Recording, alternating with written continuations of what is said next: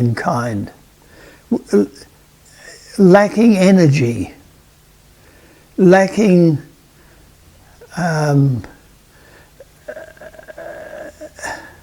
that searching drive that's necessary in order to really undertake the task of experiencing God within. America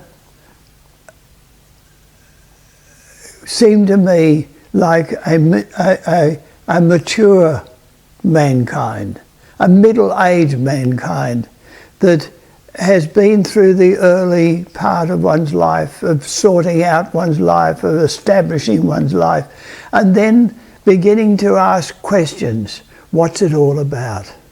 Where are we going? What's the purpose? What is the relationship of God to life, to mankind? And then with Australia, that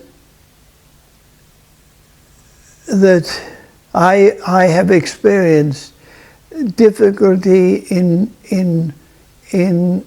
experiencing the enthusiasm for Barber's message that I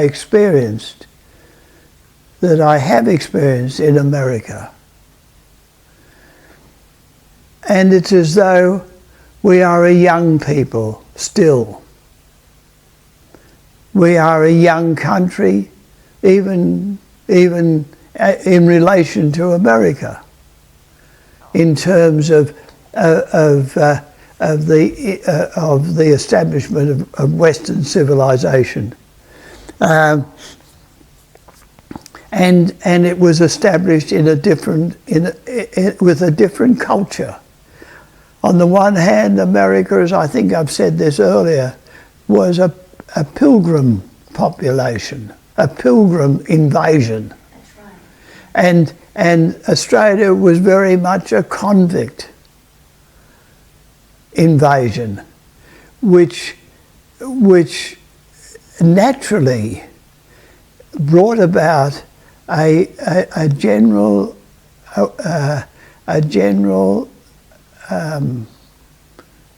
climate of mateship, of actually coming together against authority. The assertion of individuality not in the sense of a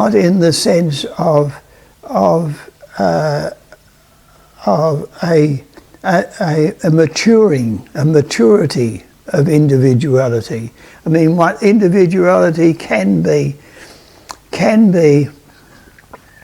the growth of understanding, of love with understanding within oneself. And freedom of expression. Freedom of expression, freedom of clarifying one's own path to realization of God. But it could also be like an assertion against the world and against a self-assertion, and yet at the same time, in the case of immaturity of the circumstances that those individuals find themselves in, as in Australia, where it was very much, let's stand together against the authority that is sitting on top of us, you know, in other words, the governor and the army and so forth, and the difficulty of establishing oneself in this country, which, although the coastal area may be fertile, the interior, and it was completely undeveloped, and there was a natural hostility between those early people that came into Australia and the the indigenous people, the Aboriginals as they are known also as, that were present in Australia. Those people, God's people too, but not as developed in terms of culture as was the American Indians.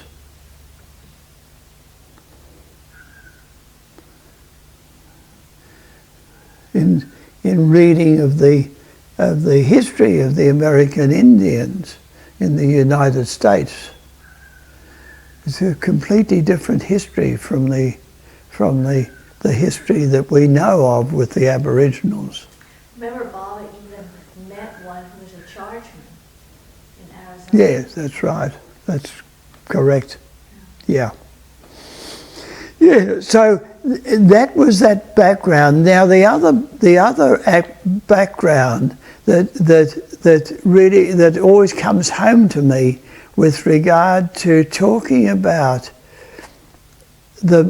you could say the Barber movement, the Meher Baba movement in Australia, and particularly the establishment of the two places of pilgrimage, Avatar's Abode and Meher House in Sydney. And it's though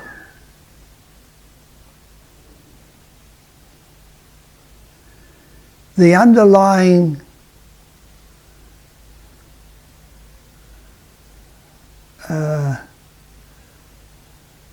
atmosphere it seemed as though from the very beginning was conflict.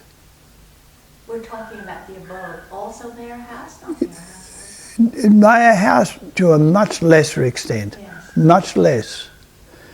Of course, with you and Joni, Yes, it was not a harmonious marriage. no, it wasn't fully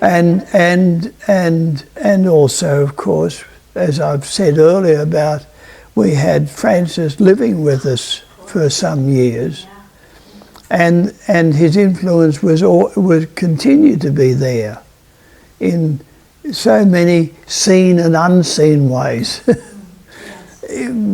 Good, very good, but also creating certain difficulties, depending upon the maturity of each party involved in the situation. But this was particularly so with Avatar's Abode. Even, yes, there was an incredible, wonderful pulling together for a period in preparation for Baba's visit. But from then on, it seemed as though, to use Erich's phrase, it was in the soil. It was part and parcel of the very soil of Avatar's Abode, and that was conflict. Conflict, I don't know, you could say the 6 months of history between Francis, the Brufords and the Rouses.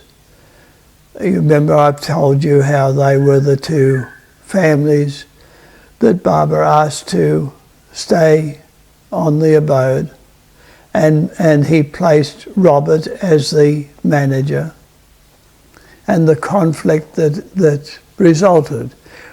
Whether Francis added to that, I don't know. But certainly that the conflict between the two families was very much evident until in 1967, when I came back with that directive from Baba that I was to take over management of the abode and its development, and that they were asked to cooperate to help me. And that intensified the conflict, but in the sense that the two families then came together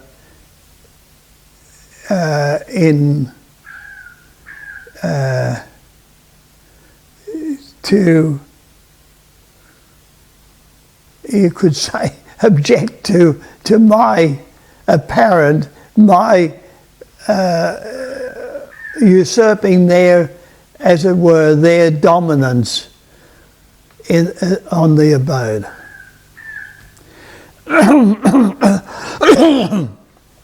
Even though Baba said Robert shouldn't take it personally. No, I know.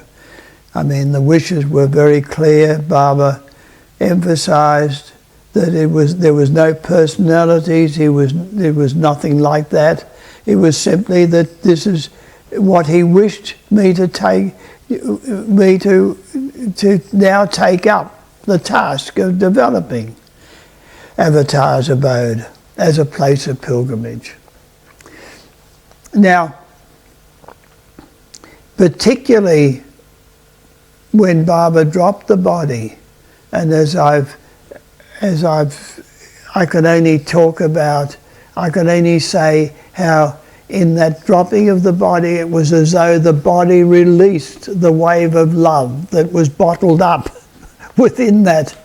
Although, of course, it was there always. And we felt it. There's no question of the love that Baba poured upon whoever was striving to come closer to him. But that was an incredible period after Baba dropped the body, and the coming together of so many of us to attend the great darshan program that Baba had organised for us to attend, and then the beginning of Baba bringing about what he said to me was, if you ever need money, come to me and I will see to it. And in my intense desire to carry out what he asked me to do, to develop Avatar's abode, so that business of Maya handcrafts, which I've told you about, that began. And him telling you to move here. And also to move here. Yeah. Talk about that a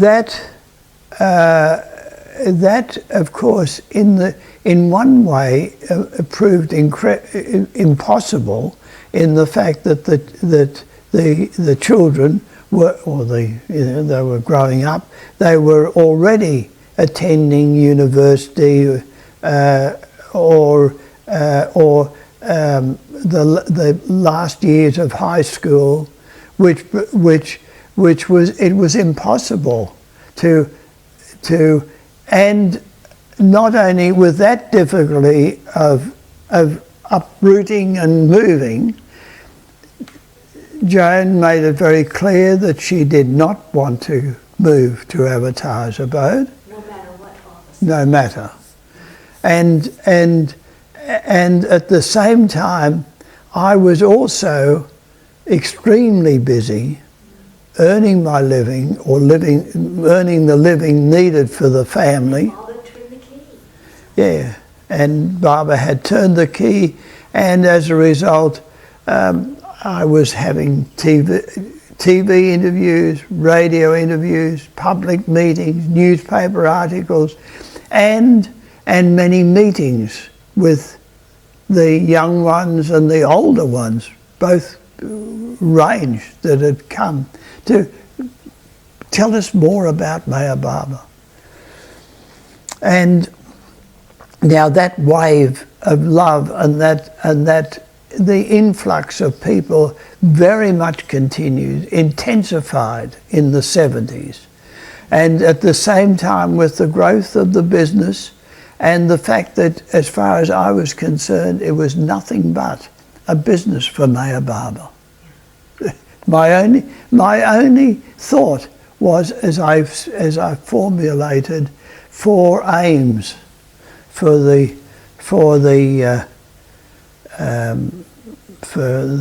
business, Meher Handcrafts, was to earn money for Avatar's Abode, to assist Baba lovers to become active, responsible Baba people in the general community, in order to impress others with Meher Baba's love, to encourage creativity. What was the 4th?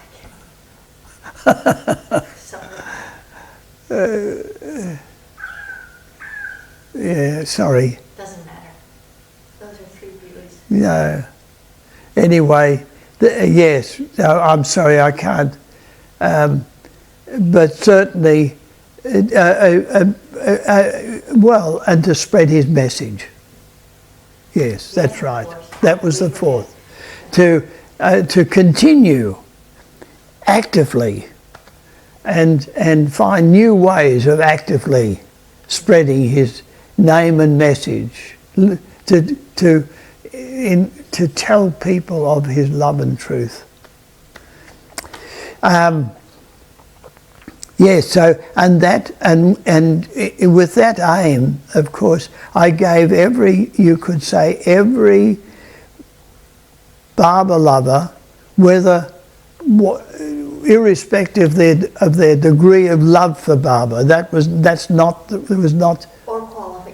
or qualifications, whether they were equipped for it or not. I gave them all an opportunity.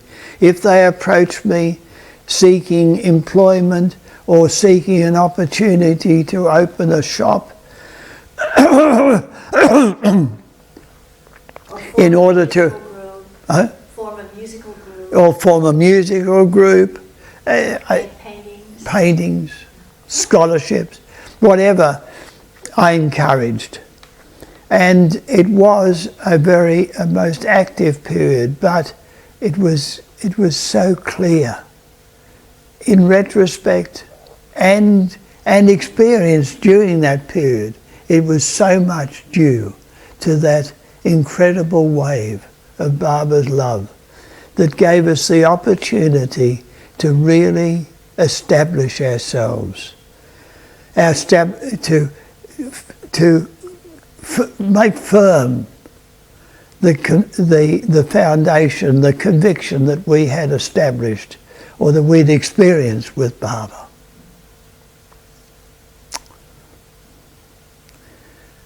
In that time, there was no question that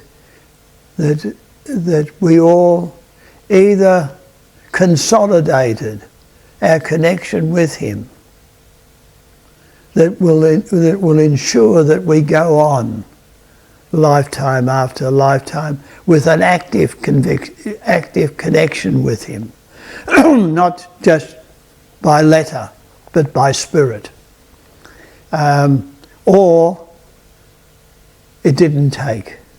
There were, of course, many that came, were momentarily inspired, momentarily overwhelmed, and then not able, it was not their lot. There's nothing to do with me. I mean, I can't explain, but they just did not continue. Now, whether they continue in next lifetime, I mean, that's another matter. Who knows what the history is? But what I simply from the point of view of the history that I'm trying to give you of the Baba movement in Australia, it was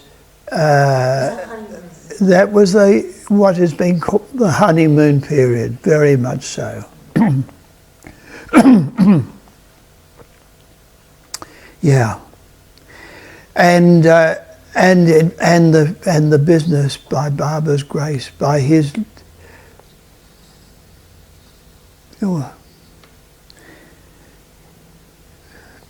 grace, it flourished. It just blossomed financially, and in every other respect. All we still did tours to the various capital cities talking about Baba. We encouraged the establishment of centres elsewhere, wherever there were that Baba lovers came about. And the first Christmas bonus. And yes. Sorry. And so moved was I when I did return to India after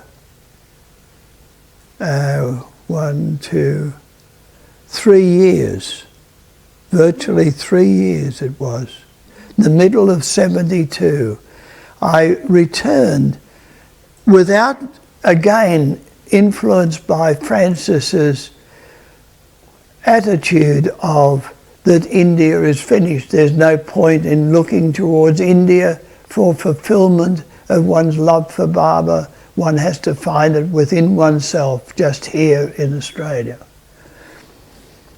Which of course is true, but we're all at that babe stage. This is from my point of view, where I'm at that stage where I need a living example. I need a continuing living example of Baba's message of love, and his message of what his message is.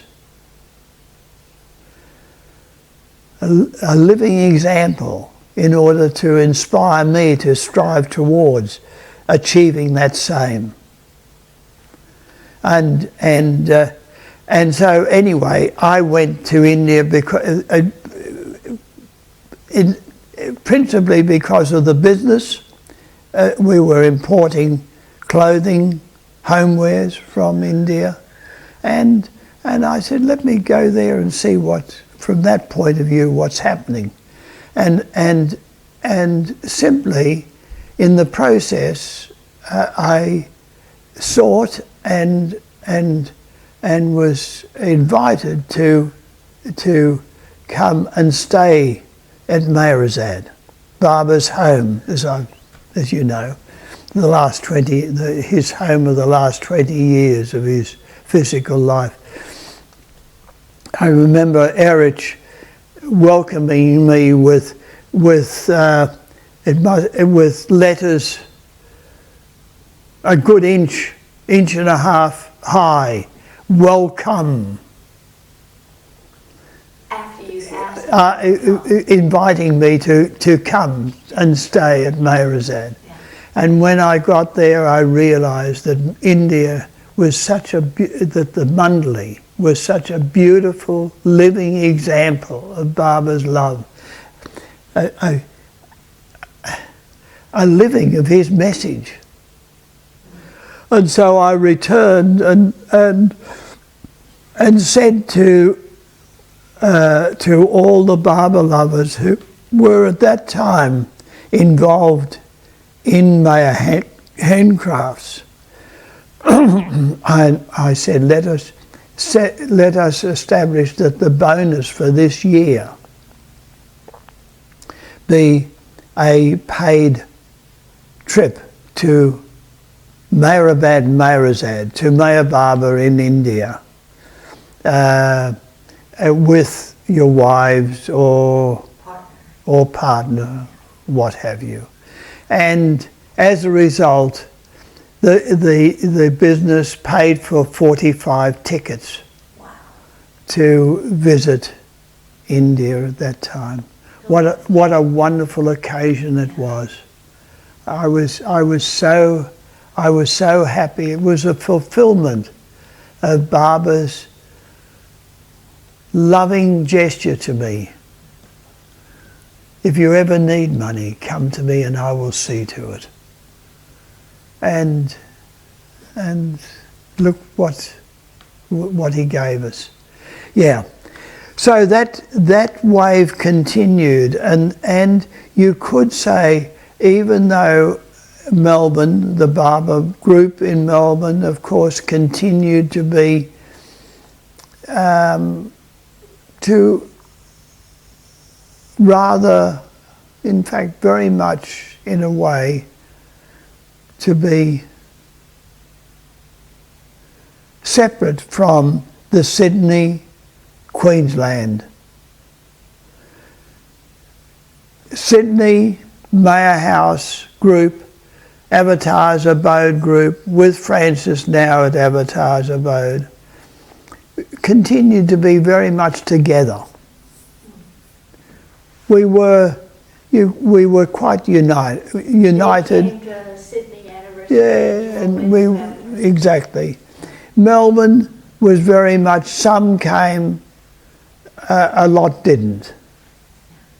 And that continued to be, and even more so now, that whatever the Barber family in Melbourne very much pulled away from any sense of continuing contact, of day-to-day contact, as it were, with us at Avatars Abode and Sydney. That wave continued, but there was, again, there continued underneath.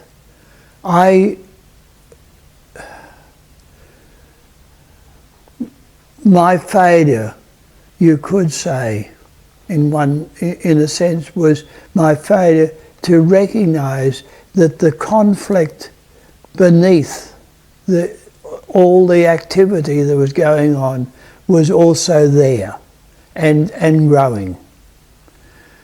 The conflict between whom? The conflict, yeah, sorry, I should, yeah, let us say the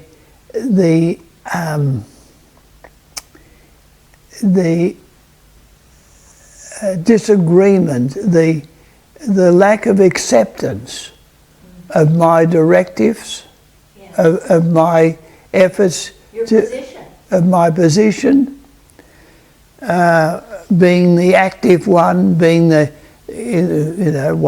however you like to put it, the head of the business, and also the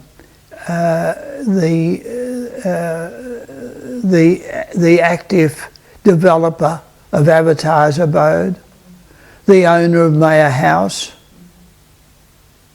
because Mayor House was still in my name, well, mine and Joan, but it was always recognised as being, Barbara had handed it to me. Anyway, there was a growing, you could say, resentment, definite unhappiness with my dominant, apparently dominant position. And unfortunately, that was also so with Francis. He was really at the heart of it, but it was in the Australian psyche. Yeah, it was. Yeah. Now, with Francis, I should say that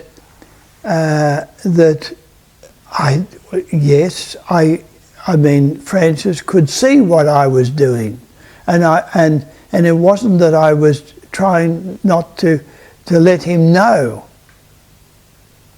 what I was up to, but at the same time, in fairness, I was not. In those days, I was not the most articulate person explaining what I was up to, and at the same time not having the patience to try to explain or to attempt to explain. I was impatient, I was too impulsive. You just wanted to get on with it. My main objective was simply, let's get on with spreading his name and message, developing Avatar's Abode. So are you talking about Avatar's Abode primarily? I mean, what date are you talking about? I'm talking about the 70s, during this incredible development. At the same time, underneath, it was clear. I didn't realise. I was not aware. But there were a growing number of people meeting, talking amongst themselves, resenting my dominance, objecting to things that I was doing. Especially around the abode. Particularly here. Particularly here at Avatar's Abode. As far as the Baba lovers who were continued to be very actively involved in the business, in the main, we stayed together. At the same time, of course, there was also, they were young and wanted to experience paddling their own canoe, not just sort of tagging along with me directing the paddling. And so there was that, but that wasn't a major issue. That came out. As a result, because of that conflict, because of the intensity of my dislike for my tendency to plough on, irrespective.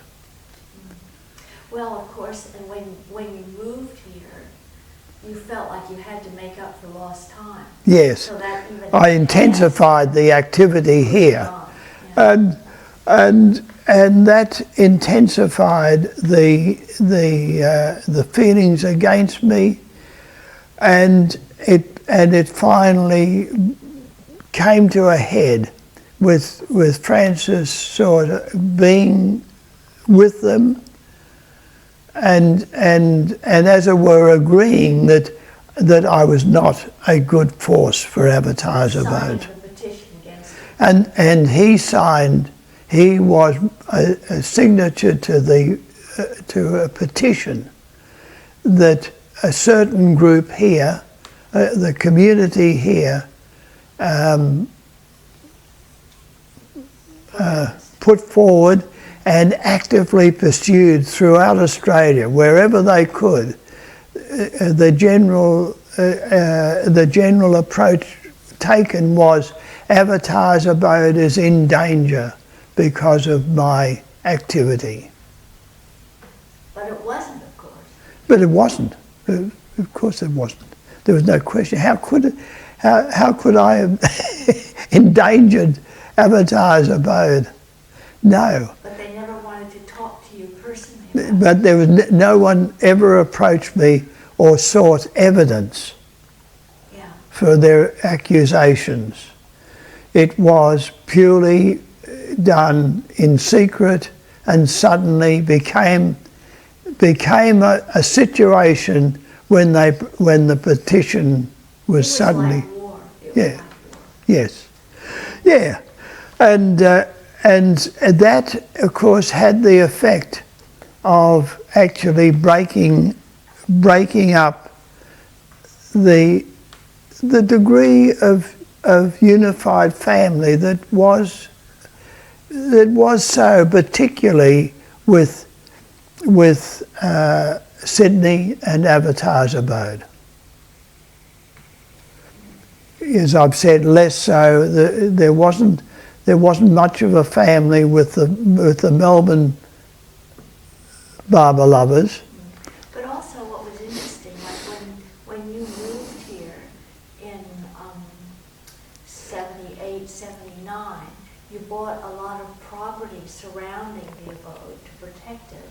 and had really a complete agricultural business that was centered here on the abode and serviced that. And it was such an active place. It was. Yeah. It was.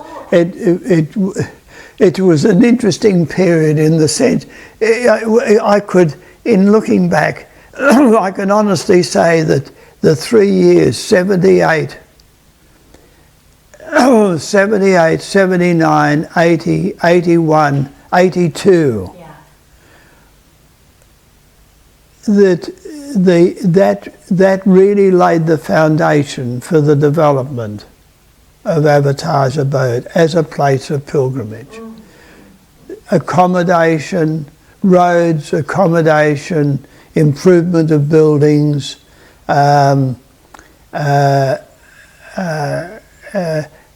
as you've said, land was purchased surrounding Avatar's Abode. How much land?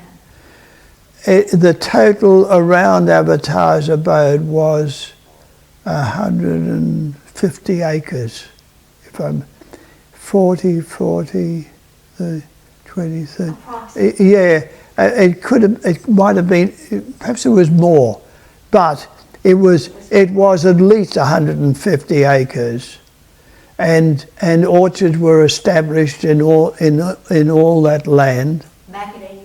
Macadamian orchards, but with other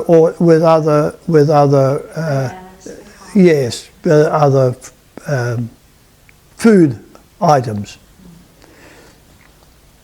Yes, and for myself, I loved it. I loved every bit of it. I was physically active myself in clearing the land and helping to establish, as I've said, roads and buildings, accommodation, cottages for families and accommodation for single people. And of course Judith and Reg had moved up. Yes, and the ones that Barbara had said could live here also moved. May Lundquist, unfortunately, she died. When I say unfortunately, from my point of view, she was a most wonderful, active help and support in spreading Barbara's message, establishing Barbara's presence in Australia. Very, very good. But okay. Yes, so that was the beginning of the breakdown. There's no question that it split the Barber family. To the extent that it was a Barber family, it had in the beginning, because of Barbara's wave of love, immediately after he dropped the body, there was no question. There was a wonderful pulling together, and we achieved much. But that all came to a halt, and in many ways broke up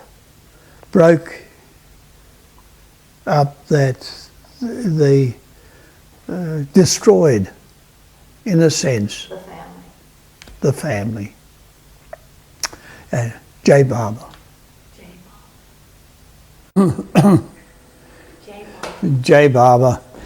Just a point to continue with regard to, my comment about the amount of conflict that we've experienced here. But there are two other psychological, aspects that I could also bring up, and one is that the mind of man universally at present is so much more active than it was, obviously, for example, at the time of Jesus, when a simple parable was enough to move the people. And in Muhammad the Prophet's time, how the messages of the Quran were such that men from the desert who had thought nothing of any dangers and difficulties would weep so much that it was reported that their beards would be wet with the tears on hearing the message from God. Now the mind is so much more active. As a result, it also means that it's more assertive. The self is more assertive. And then with regard to Baba people, who of course now, those who feel, who are touched, as it were, by Baba's declarations of truth, and feel something of that, they also have an increased sense of assertion in terms of their understanding of what Baba message is and what it means and what it should mean to to other people. So you've got this natural tendency for the Baba people, one, that their mind is much more active, and it's much more a case of, yes, well, yes, one can say love God, but what do you mean? How to do it? What about this? I mean, it questions much more than the simple acceptance. And at the same time, you could say the mind of of many Baba lovers is such that perhaps they resent a little anyone else telling them what should be done, and they will be happy to tell you what should be done and what the meaning of Baba's message is, etc. And of course it's based, let's put it, it's based upon the feeling that they have of their own conviction with Baba. Yeah.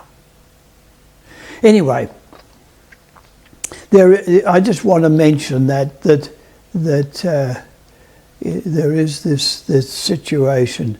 Anyway, there was certainly. Also, I was thinking, don't forget, we're going to talk about what Eric felt in the different Monday. Oh yes, I'll come to that. Now, and go back for a moment. I just remembered a passage from my book, The Turning of the Key, giving a brief summary of the activity that we went on with as a result of the money that beloved Baba gave us through the business of Maya Handcrafts, and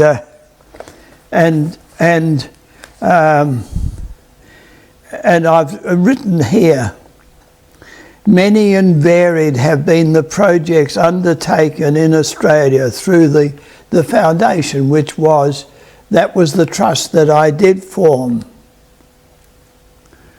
Maya Baba Foundation Australia, and its trading company, which was, of course, Maya Handcrafts. Which was the one that Baba said he liked the name of? Maya Holdings. And that was the name that I gave to the family trust. Oh, right, okay. That the money that was earning from the business was paid into the family trust and then distributed, which I loved doing, taking large sums of money to India for the maintenance of the old mandali, the old close mandali that were depended upon contributions from us, and not just us, but Baba lovers generally, and the development of Meherabad, Baba's work there, yeah.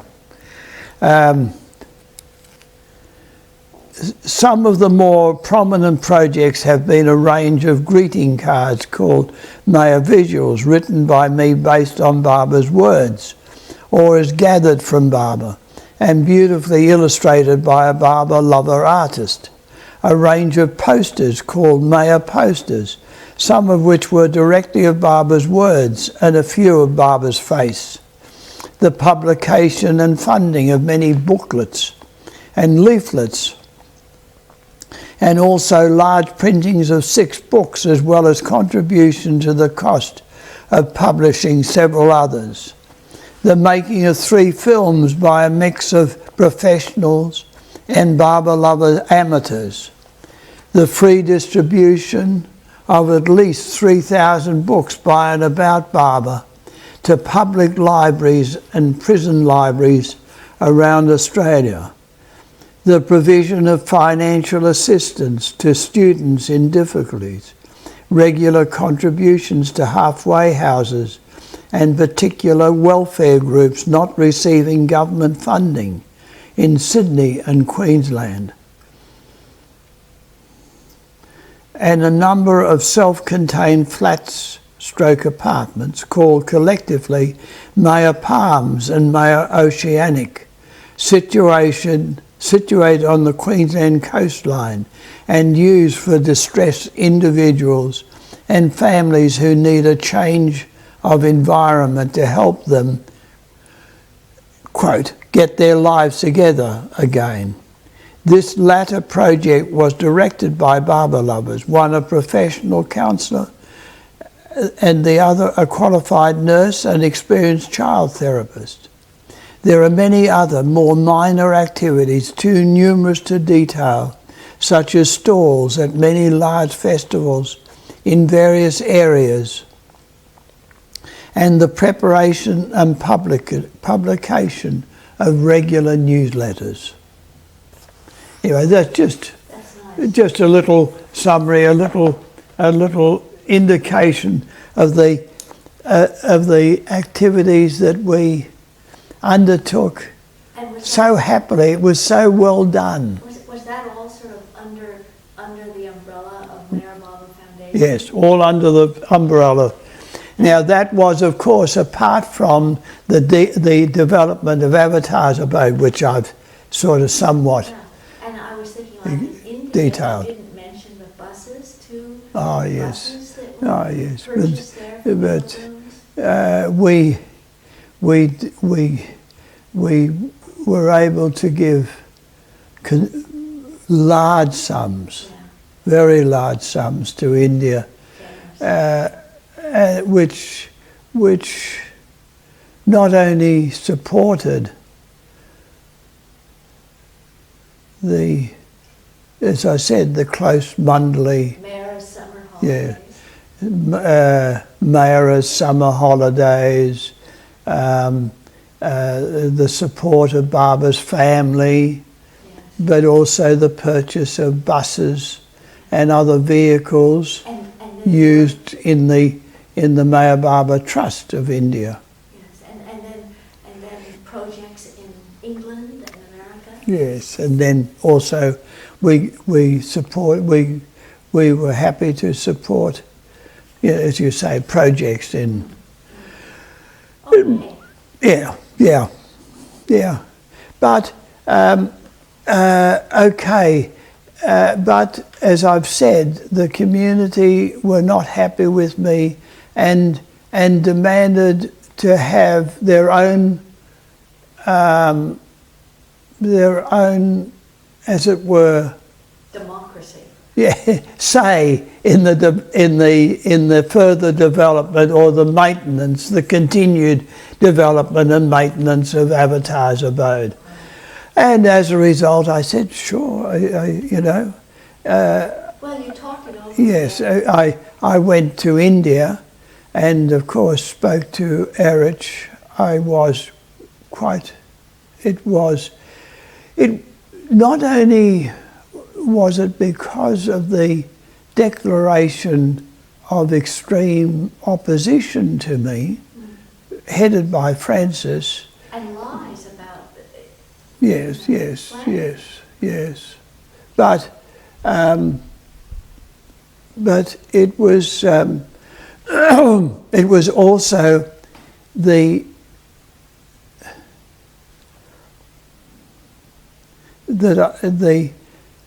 degree of unpleasant, let's put it that way, unpleasant emotion that the hostility.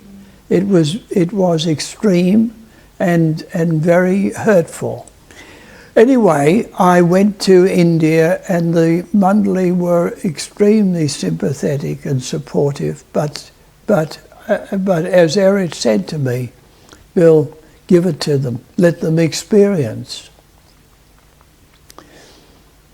what they seek to do. That is the running of Avatar's abode, its development and maintenance. Otherwise, the effect of their demands and attitude and hostility would affect you and your health and you know, in other words, their advice was generally give it to them. And at the same time, he also said, of course, let them experience it and don't give them the money that you have used solely. There's no other money had been given. The entire development of the abode up to that stage had come from the money that beloved Baba had so arranged to give me. Didn't the Brufords give property? Give property? Oh, I'm sorry. There was that at an earlier stage, much earlier. This is before. This was during the 60s. Joan Bruford gave or offered additional 20 acres. It was originally, the Avatar's abode was originally $80, 80 acres. Let's call it, you know, roughly 80. It might have been 81, but or it might have been 80. Anyway, she offered 20 acres to purchase 20 acres and wished to give that to Avatar's abode. This was conveyed to Baba, who said, yes, it can be incorporated into Avatar's abode, but no other land should be incorporated. It was to remain as it is now, to all intents and purposes, 100 acres. I think it's 99 point some. So what happened with the property that Diana Snow later? Well, then at the same time, Diana Snow also offered land, and because of Baba's in directive, it was not accepted. And she then, it was another 33 acres. And she